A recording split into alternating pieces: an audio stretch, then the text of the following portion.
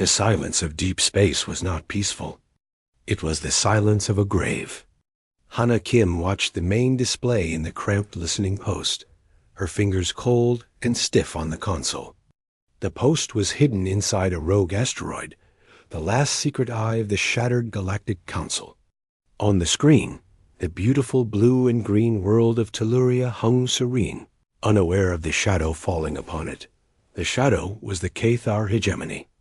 Their ships did not look like ships. They were jagged chunks of dark crystal, moving with a silent, terrifying purpose. There were no engine flares, no radio chatter, just an advancing wall of obsidian. Hana's job was to listen and record, to bear witness where others could not. She had heard the desperate defiance of the Avix, the mournful songs of the Lurin, and now she would hear the end of the Tellurians. A burst of static hissed from the speakers. Then the frantic, melodic voice of the Tellurian overseer. Unidentified vessels, this is Telluria Prime. You are violating protected space. Please identify your intentions. Hana closed her eyes for a second, knowing what came next. The Cathar never replied. Their answer was always the same. A visible wave of energy, like a ripple in reality, pulsed from the lead Cathar vessel. It washed over Telluria. Instantly, every light on the planet's night side winked out. Orbital platforms went dark, tumbling helplessly. The Tellurian's transmission dissolved into a shriek of dead air. The Cathar's first move was an electromagnetic pulse of unimaginable scale. It turned advanced civilizations back to the Candle Age in a heartbeat. Then the landing began. Obsidian walkers, like giant, spindly spiders of black glass, dropped from the larger ships. They met no laser fire, no missile barrages. The Tellurians were blind and deaf. Hana's console lit up with a different kind of signal now. It was a low-frequency psychic broadcast, the Cathar's second weapon. She couldn't feel it directly. Human minds were frustratingly close to such things, the Council said, but her sensors could measure its effect. It was a wave of pure, broadcast despair. It told a mind to lay down its arms. That struggle was pointless. That hope was a lie. The Tellurian's final transmission wasn't a plea for help. It was a whimper, a collective sigh of a species giving up. The light is gone. The song is. Then true silence. Hana sat back, a hollow feeling in her chest. Another one. World 17. She saved the data logs automatically. Another file for a council that was running out of places to hide. Her shift was over, but she didn't move. She watched the Cathar ships begin to move again, their harvest complete. They would strip the planet of its rare minerals and move on, leaving a broken people behind. Their course was predictable, relentless. They were a force of nature. A dark, cruel nature, not an alert, chimed softly on her panel. A single ship was entering the debris field that was once the Tellurian defense fleet. It was not Cathar. Its signature was blocky, thermal, loud with radio chatter and engine heat. It was human. The identification tag read Taz Dauntless. Hana's eyebrows raised. The Dauntless was a Cromwell-class cruiser, a design older than she was. It was a frontier patrol ship, all reinforced plating and simple railguns, not meant for a fight like this. On the bridge of the Dauntless, Captain Lee J. felt every one of his 55 years. His face was lined, not just from time, but from the strain of long patrols on the galactic rim. He looked at the tactical hologram, showing the fading energy signatures of the Cathar and the cold, dead signatures of the Tellurian fleet. No survivors, his sensor officer, a young man named Park Min-soo, reported quietly. His voice was tight. Planetary power grids are offline. We are reading. Massive life signs, but no organized signals. Just the background noise of a lot of very scared people. Jay's first officer, Commander Kim Ji-hoon, leaned forward. Captain, The Council directive is clear. Observe and report. Do not engage. The Dauntless is not equipped for this. Jay didn't answer immediately. He zoomed the display in on the Caithar Armada's projected path. His blood ran cold. They were heading spinward, toward the human frontier, toward a cluster of colonies, toward New Daeju, a world of 3 million farmers, engineers, and families. His people, they subjugate worlds with ease, Ji-hoon said, echoing the official council bulletins. Their technology, their psychic weapons. We don't understand them. We can't fight them. We have to, Jay said, his voice a low rumble. It wasn't a shout. It was a simple statement, heavy as stone. Sir, our orders were written by a council that has just lost its 17th member. Jay interrupted, finally turning to face Ji-hoon. They are running out of space to give. So are we. New Daegu has no fleet.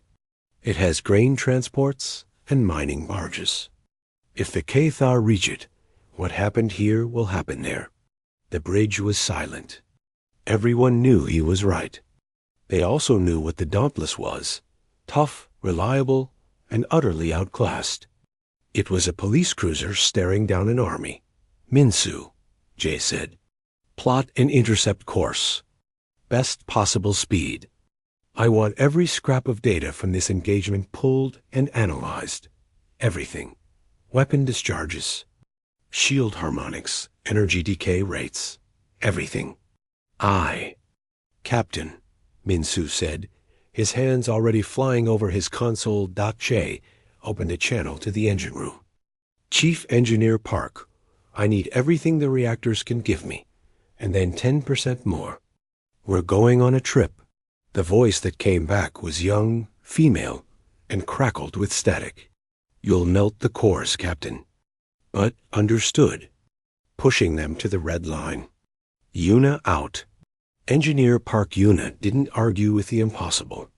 She just figured out how to do it. As the Dauntless's aging engines whined to a new pitch, Jay made another call. To the council listening post. He didn't request permission. He requested data. Hana nearly jumped when the direct request came in. A human captain asking for her full sensor logs. She looked at the Dauntless on her screen, a lonely speck of light turning toward the vast, dark tide of the Caithar. It was a suicide mission. But he was going, and he wanted to see what he was facing. For the first time in weeks, Hannah felt something other than dread. It was a tiny, fragile spark. She opened a channel. This is Xenolinguist Kim Hana at Listening Post Theta, transmitting all data packets now, including the final psychic waveform profiles. Be advised, Captain, the Caithar pulse weapon neutralizes all known electronic systems. You will be blind before they even fire. Jay's face appeared on her screen. He looked tired, but his eyes were steady. Thank you, Miss Kim. The data is received. As for being blind, we'll see. He was going to fight. Not a grand fleet, not a secret superweapon. One old ship. Hana made a decision. Captain, my post is compromised. The Caithar will sweep this sector. Request permission to transfer my expertise and the raw data cores to the Dauntless. Ji-hoon, on the Dauntless bridge, shook his head. Captain, we can't take civilians. This is a combat run. Jay looked at Hana's determined face on the screen. She had the eyes of someone who had seen too many endings. Your analysis could be vital, Miss Kim. Prepare for shuttle transfer. Make it fast. The Dauntless slowed just enough for a small, agile shuttle to dart from the asteroid and lock into its hangar bay. As Hana stepped onto the cruiser's deck, she was struck by the noise. The hum of engines, the clang of tools, the voices of the crew. It was alive. It was nothing like the silent tomb of the Caithar or the dead quiet of her post. On the bridge, Jay nodded to her as she took a station. Welcome aboard. Min-Soo will get you set up. Tell us everything they don't put in the official reports. As the Dauntless surged toward the jump point that would put it ahead of the Cathar Armada, Hanno looked at the crew. At Captain Jay, staring at the starfield as if he could bend it with his will. At Min-Soo, frantically correlating data. At Ji-Hoon, quietly checking weapon systems he knew were inadequate. They were not legendary heroes. They were tired people on an old ship, but they were turning to face the tide. For the first time in 17 worlds, something was standing in the Cathar's way. It wasn't a grand alliance. It was a single stubborn ship named Dauntless, and it was heading for a place called home. The Dauntless was not built for speed. It was built for endurance. But now, its old fusion reactors groaned under the strain of a relentless pursuit. The ship vibrated with a constant, worrying hum. Captain Jay sat in his command chair on the bridge, his eyes fixed on the main display. It showed the void ahead, and far behind them on the tactical plot, the cold, unmoving icons of the Cathar Armada. They were not chasing. They were simply moving, a slow tide, and the Dauntless was a small boat trying to get ahead of it. The mood on the ship was tense and quiet. Everyone had seen the data from Telluria. Everyone knew what was coming. They were running toward a fight they could not win, to warn a colony that had nowhere to run. In the small science lab they had given her, Hanna worked. Her eyes were scratchy from lack of sleep. She played the Cathar attack sequence over and over. The silent emergence, the EMP pulse, the psychic wave, the surrender. It was a perfect, horrifying machine. She listened to the final Tellurian transmission until the words lost all meaning and became just a sound of ending. Her door slid open with a hiss. It was Min-Soo, the young sensor officer. He had a tired look too, but his eyes were focused. He held a data pad.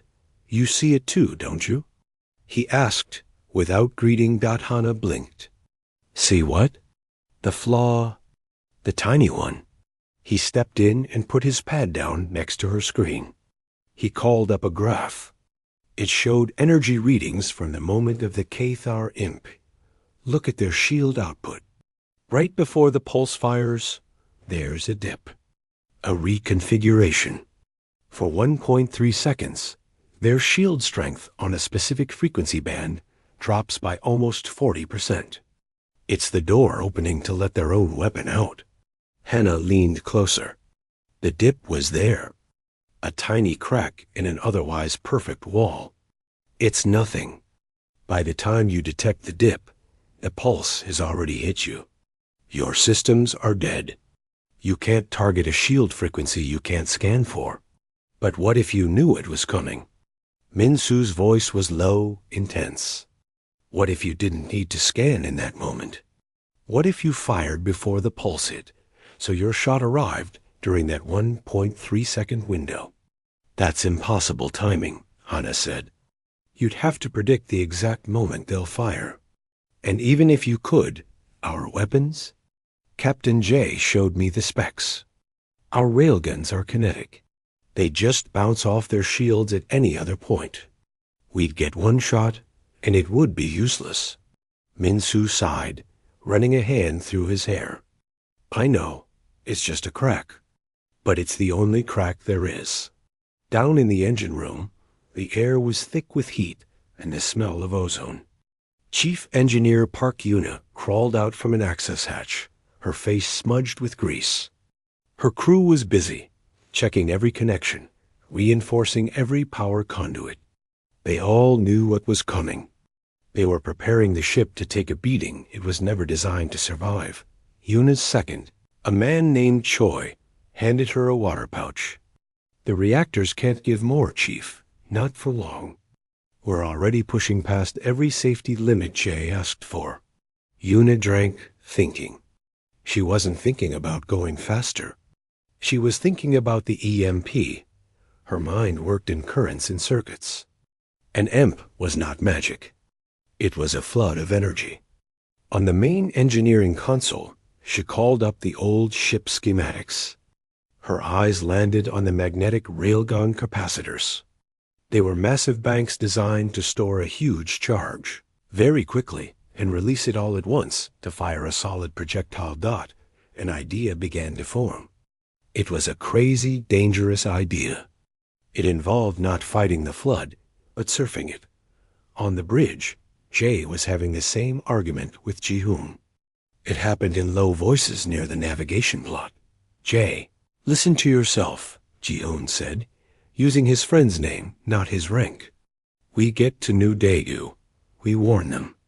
We load as many people as we can onto the ship, and we run. We use the Dauntless as a lifeboat, not a battleship. That is the logical choice. That is how we save lives." Jay stared at the star chart. The Cathar path was a straight, cruel line. "And how many do we save, Ji-hoon? 1,000? 2? The Dauntless can hold maybe 300 in an emergency squeeze. What about the other 2,999,000 people? Do we choose who lives? We are not choosing. The Cathar are the ones choosing. We are just surviving, as we have always done, running to the next place until there is no place left to run," Jay said softly. He turned to his friend. "I am tired of running. They subjugate worlds with ease because no one has ever made it hard. No one has ever stood in the way and said this far and no further. Maybe we can't beat them, but we can make it hard." Ji-hoon looked pained. "With what? Our brave words and our outdated guns?" "With what we have," Jay said. He didn't know what that was yet, but he had to believe it was enough. A call came in from engineering. It was Yuna.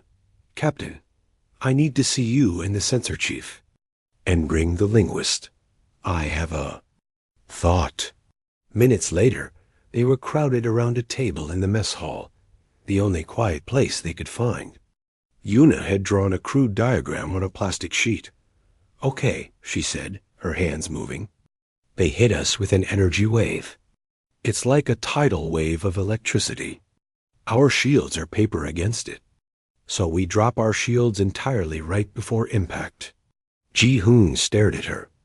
"That's suicide." "No, listen. We drop the shields and we reroute all primary power to the forward hull plating.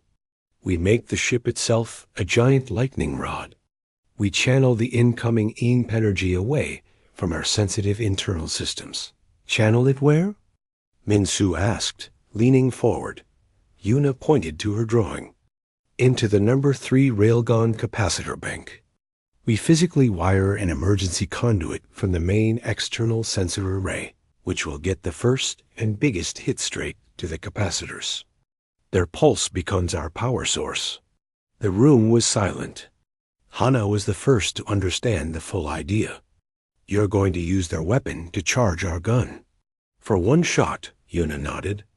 "One massively overcharged shot. More power than those capacitors are rated for. Way more. They'll probably melt right after.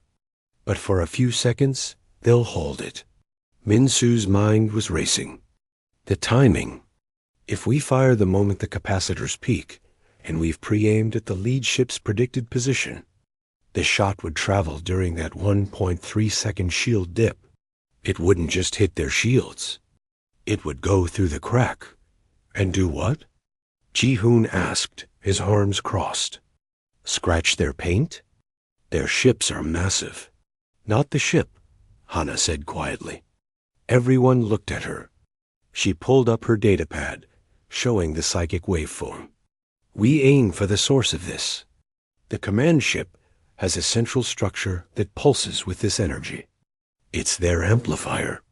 If we hit that with that much raw power, we break the machine," Jay finished, his voice a low rumble. He looked at Yuna's drawing, at the insane, looping line representing the stolen energy. "What happens to the Dauntless?" Yuna met his gaze. She didn't sugarcoat it. The pulse energy we don't catch will fry a lot of systems. Life support, navigation, thrusters. The back surge from the capacitors might blow out whole sections of the lower decks. There will be fires, radiation. We will be dead in space without most power. We'll be a sitting target. So it's a trade, Jian said, his voice hollow. Our ship, our lives for one shot that might confuse them. It's not a trade, Jay said. He stood up, looking at each of them. Hana, who brought the data. Minsu, who found the crack. Yuna, who saw a tool in a weapon. Ji-hoon, who was afraid for his crew. It's a stand. New Daegu has no other defense. This is ours. We are not a warship. We are a warning. We are the message that here, it will not be easy. He placed a hand on the plastic sheet over the drawing of the Dauntless. We make the plan. We prepare. And when they come, we do not run. We take their best shot, and we give it right back to them. The decision was made. The following hours were a blur of activity. Minsu and Hana worked together, calculating angles, timing, probabilities. Yuna and her team began the dangerous work of rerouting systems, creating the giant makeshift energy trap. Ji-hoon oversaw the crew, moving them to safer central areas, preparing damage control teams. The Dauntless flew on, a little slower now, burdened by its new purpose. It was no longer just running. It was preparing to become something else. A shield, a lightning rod, and a gun, all in one.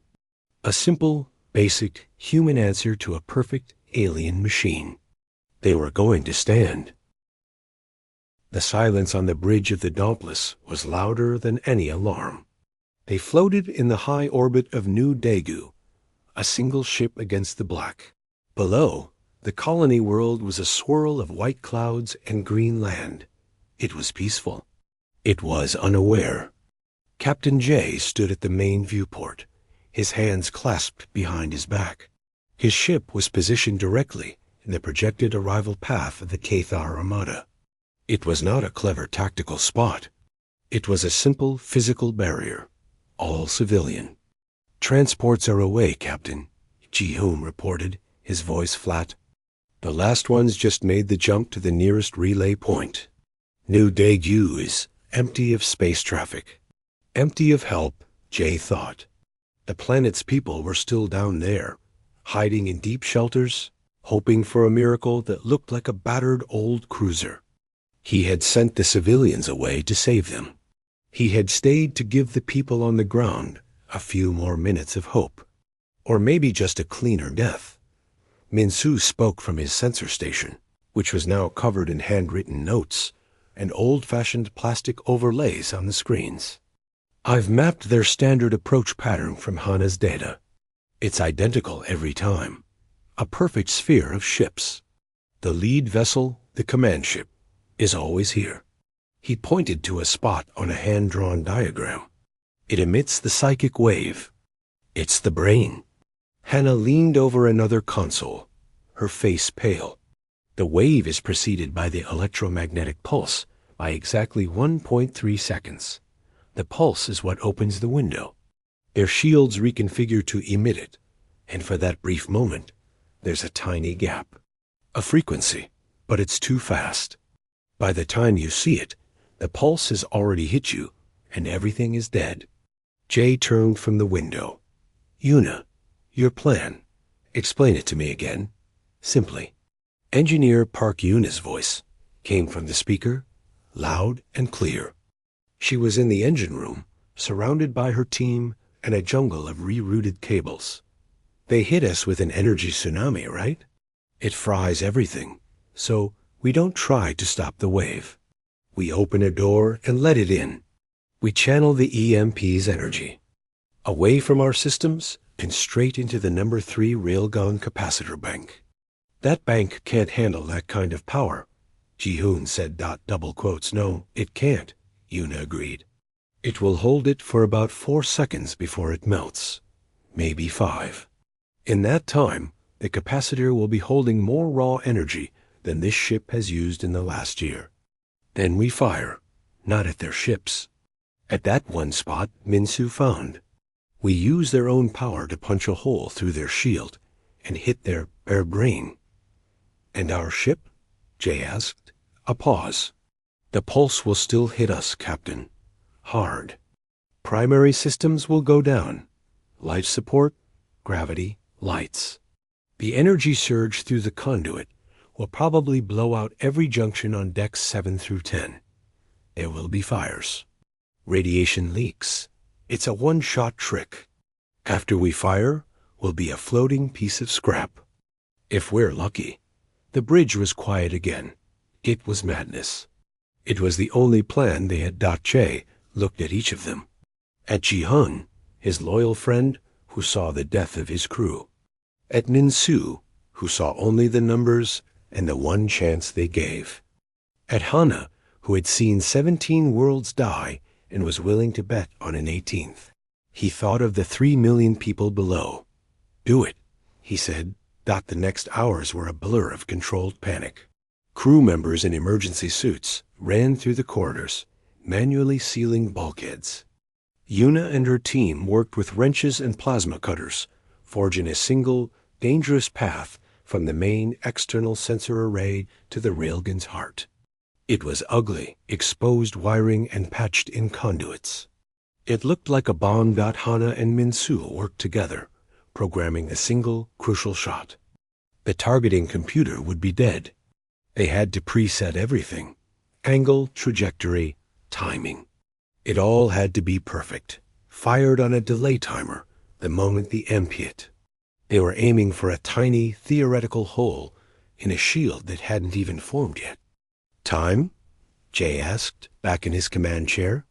He had put on his old pressure suit from his pilot days. 2 minutes to projected emergence, Minsu said. His hands were steady on the console. Energy spike from the jump point. They're here. Space itself seemed to tear. One by one, the Kadar vessels slid into reality. They were not arriving. They were appearing as if they had always been there and the universe had just been hiding them. The familiar, chilling formation, a sphere of silent black crystal. The lead ship was larger, a jagged mountain of obsidian. It moved toward New Daegu, ignoring the Dauntless completely. To them, it was not a threat. It was debris. They're initiating the first pulse sequence, Hana whispered, watching her readings. Energy building in the lead vessel. All non-essential systems offline, Ji-hun called out. Emergency batteries only. Crew braced. Jay opened a ship-wide channel. His voice was calm. This is the captain. In a moment, the lights will go out. There will be noise, then silence. Do your jobs. Look after each other. It has been an honor. He closed the channel. On the Cathar command ship, there was no notice given. No warning shot. A ripple of distorted light gathered at its core and then exploded outward in a silent, expanding ring. It crossed the distance between the ships in an instant. The wave hit the Dauntless. Every light on the bridge died. Every screen went black. The hum of the engines, the buzz of the air recyclers, the beep of computers, it all vanished, replaced by an absolute, crushing silence. Emergency battery-powered strips flickered on along the floor, painting the shocked faces of the crew in red gloom. Jay felt his stomach lurch as artificial gravity failed, and he gripped his chair to stay seated. Conduit holding. Yuna's voice screamed over a hard-wired emergency intercom, crackling with static. Energy flow it's insane.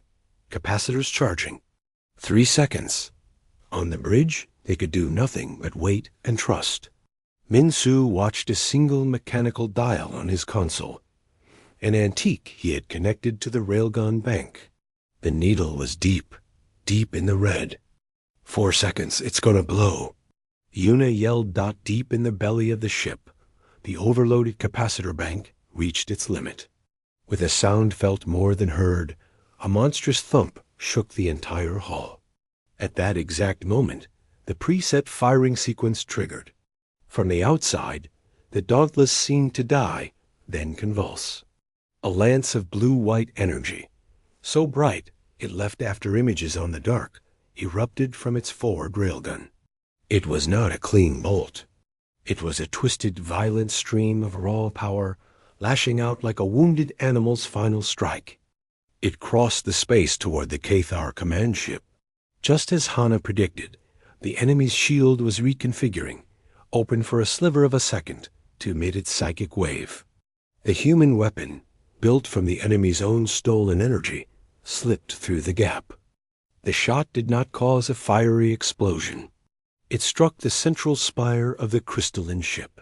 There was a flash, not of fire, but of intense, sickly violet light. The light pulsed once, twice, and then seemed to turn inward. Inside the car, vessel, the psychic amplifier, the device that broadcast despair, absorbed the massive kinetic and electromagnetic shock. It did not break.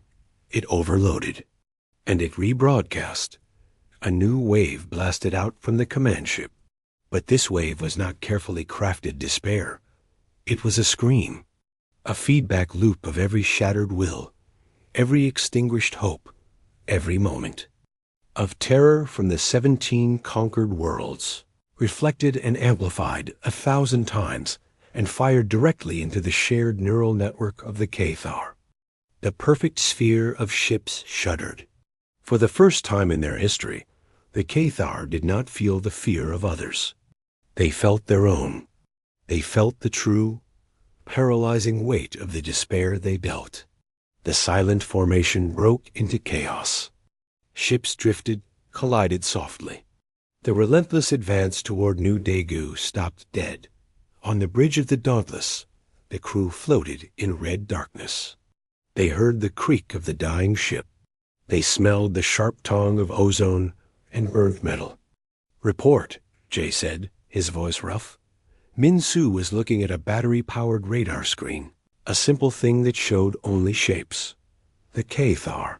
They're not moving forward. They're just sitting there. The formation is broken. Hana, strapped into her seat, let out a breath she didn't know she was holding. The feedback wave. It worked. They felt it. Ji-hoon was working a manual pump to restore minimal power to the coms. We have no engines. No weapons. Life support is on backups. We're dead in the water, Captain. Jay looked out the viewport. In the dim light from New Daegu, he could see the confused, stalled Cathar armada. And he could see, from the planet below, tiny pinpricks of light rising. Not warships, civilian transports. The ones he'd sent away. They were coming back. They were coming for him. He nodded slowly. "We stood," he said quietly, to no one and everyone. "That's enough." The ship was cold and dark around them, but they had not been erased. They had delivered a message, written in a single, impossible shot. The easy conquest was over. It was the first thing Jay noticed. The deep, ringing silence after the terrible noise. The bridge was dark, lit only by the sickly red glow of emergency floor strips. The air was already growing still and cold as life support systems failed. He could hear the ragged breaths of his crew, the faint crackle of a damaged speaker. Weightlessness pulled at him, and he tightened his grip on the arms of his command chair. "Report," he said, his own voice sounding too loud in the tomb-like quiet. No computer answered him.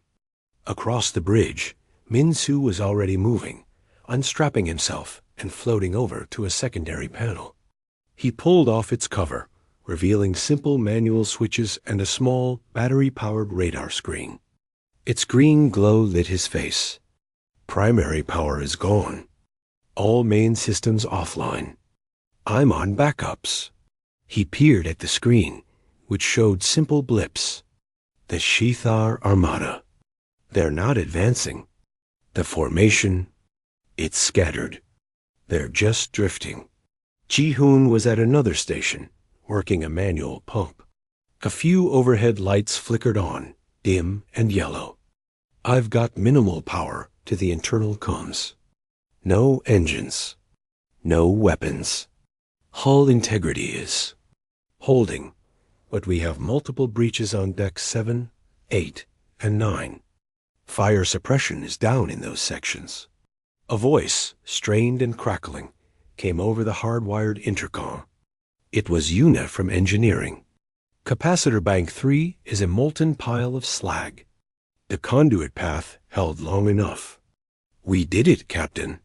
We fired. But the feedback surge. We've got fires down here. We're sealing compartments, but we're losing atmosphere in engineering. My team. Some are hurt. There was a pause, the sound of a cough. We need help. Jay's mind, which had been focused on the enemy, snapped back to his ship. His people. Ji-hoon organized damage control teams. Use the manual bulkhead doors. Get to engineering. Get to those decks. Save who you can. Put out those fires. Ji-hoon nodded, already moving toward the bridge exit, calling for the crew members who were unhurt. Hana floated near her station, her body trembling from the adrenaline and the sudden cold. She was staring at the main viewport. Without the ship's filters, the stars were sharp and clear. And there, against them, was the Cathar Armada. They were not attacking. The lead ship, where their shot had struck, pulsed with a faint, irregular violet light. It looked sick. It worked, she whispered, not to anyone in particular. The feedback. They felt it. They felt what they do to others. On the Cathar command vessel, something impossible was happening. The crystalline beings had no faces, no expressions a human could read. But their movements told the story. The orderly, silent flow of energy through their structures had become a frantic, chaotic shimmer. The overloaded amplifier had not just broken. It had become a mirror. For the first time in their collective memory, they were not broadcasting emotion. They were receiving it, amplified and twisted. The despair of the Tellurians, the terror of the Avex, the crushing hopelessness of 17 species, it flooded their shared neural network. It was not a weapon. It was a truth, and it was paralyzing. Their certainty was gone. Their easy conquest had met a roadblock that fought back with their own tools, and now they're perfect. Silent World was filled with a screaming echo. The other ships in the Armada, connected to the command ship, received the chaotic signal. They did not understand it. They could not process it. Their formation, a perfect sphere for 100 campaigns, began to come apart. Ships drifted on slight, uncontrolled vectors. Some turned slowly, aimlessly, as if trying to look away from the source of the pain. Back on the Dauntless, the struggle was basic and human. Crew members in emergency suits used manual cutters to pry open jammed doors. They fought fires with handheld extinguishers, the chemical foam floating in odd blobs in zero gravity. They dragged injured comrades through dark, smoky corridors to the medical bay, where the doctor worked by flashlight.J moved through it all. He helped seal a breach on Deck 8, his hands numb from the cold of space, just on the other side of a patched hull plate. He carried a young engineer with a broken arm to safety. He was no longer just a captain making a stand. He was a man trying to keep his family alive in the broken shell of their home. He made his way to engineering. The scene was bad. The air was thick with smoke and the smell of burnt plastic. Emergency lamps cast long shadows. Yuna was there, her arm in a makeshift sling, directing her remaining crew. One whole wall was blackened where the energy conduit had violently burst. "We lost the secondary plasma manifold," she said, her voice hoarse from smoke. "We have no propulsion. Power is trickling from emergency batteries only. Maybe enough for basic life support in a few sections for a day." Maybe 2. Jay looked around the damaged heart of his ship. You did it, Yuna. You gave us the shot. She gave a tired, pained smile. Yeah, and it broke the shop. Now what? As if in answer, Minsu's voice came over Jay's handheld radio, the only system still reliably working. Captain, you need to see this. On the scope. From the planet. Jay returned to the bridge. Minsu pointed at the old radar screen. Among the scattered, confused blips of the Cathar ships, new blips were appearing from the direction of New Daegu. They were small. They were slow. Those are civilian signatures, Minsu said. The transports. The ones we sent away. Hana floated closer, her eyes wide. They're coming back?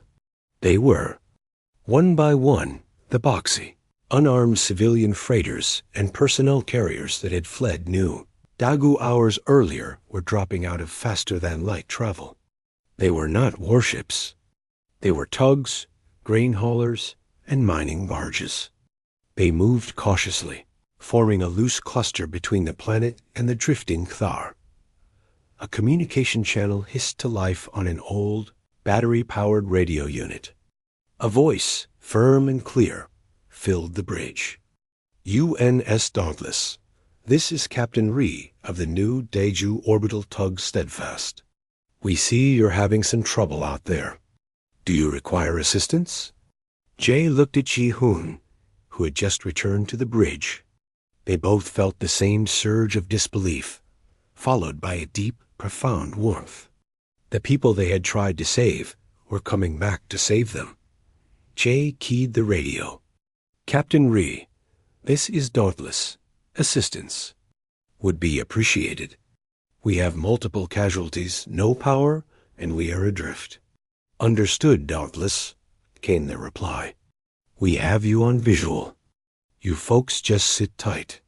We'll get some lines on you. What happened next was not a military operation. It was a rescue. The slow, clumsy civilian ships moved in. Heavy magnetic tow cables, meant for hauling asteroid ore, were launched across the void.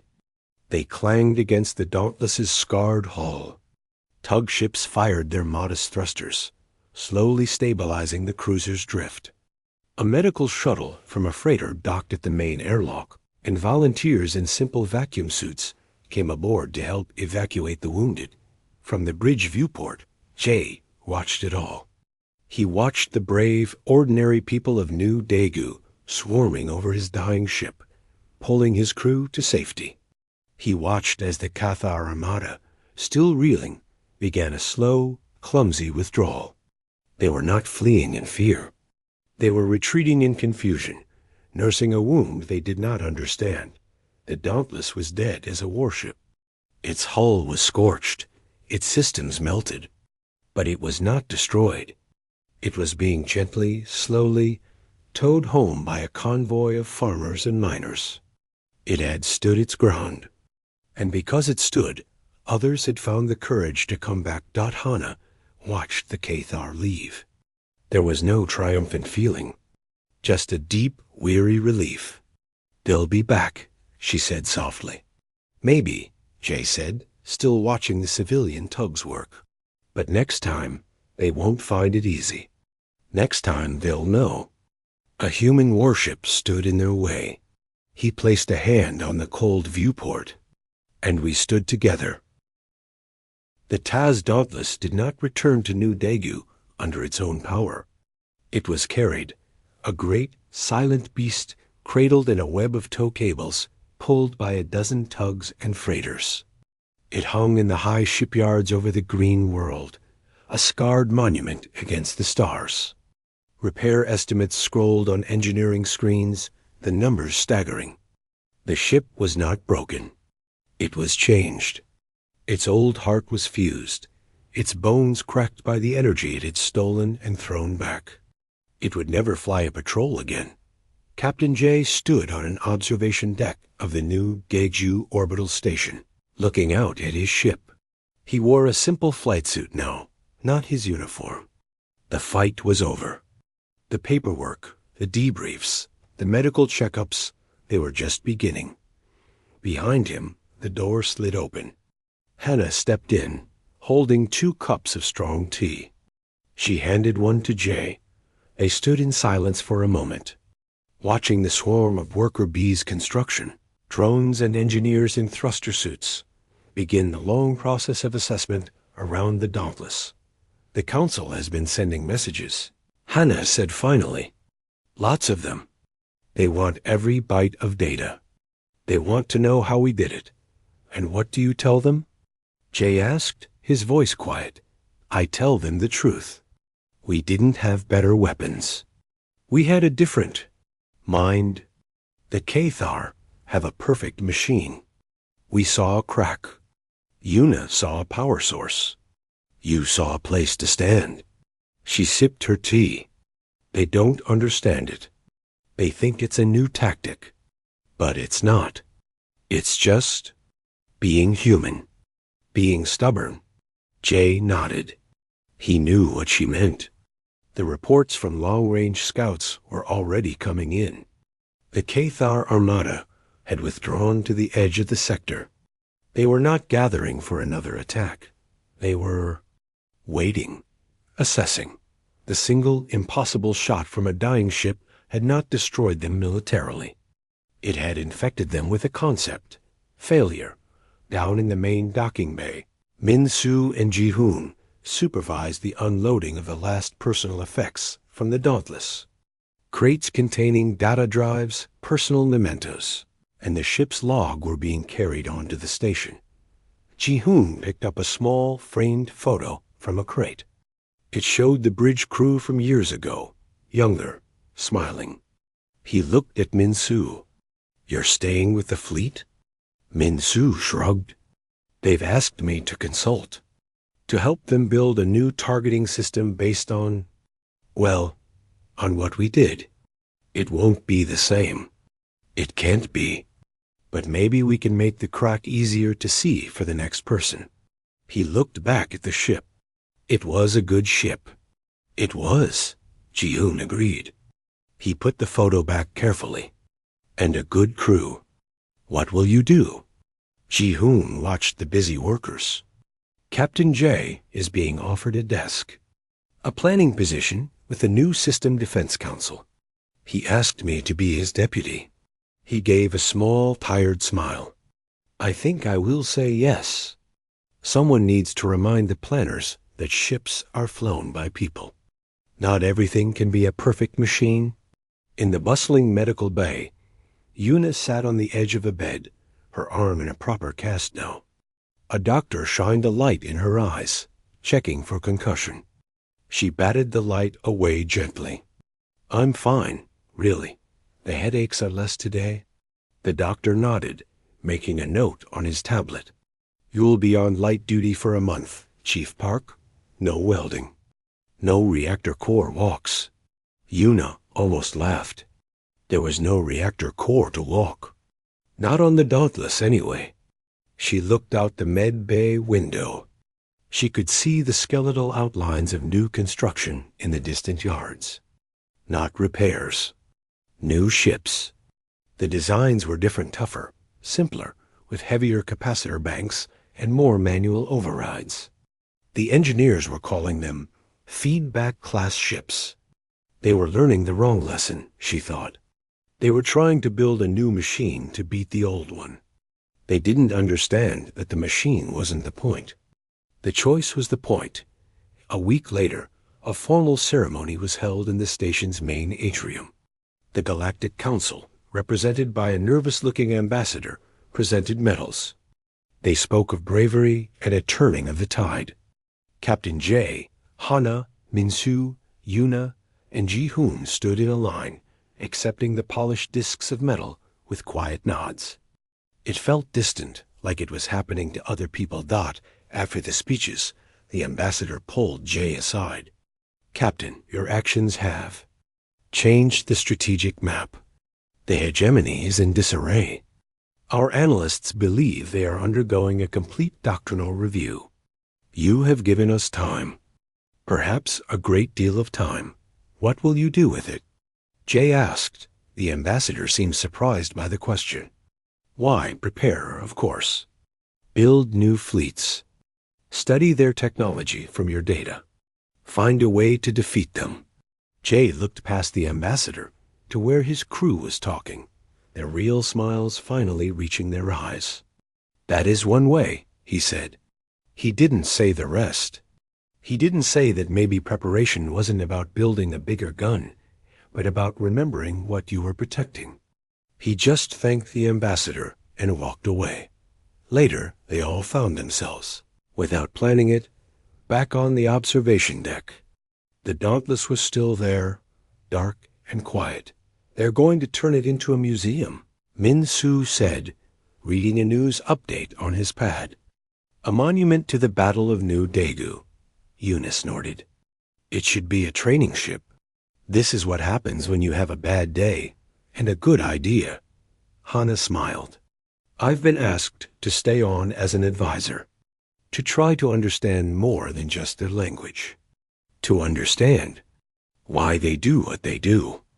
Maybe if we understand the why, we won't need another Dauntless.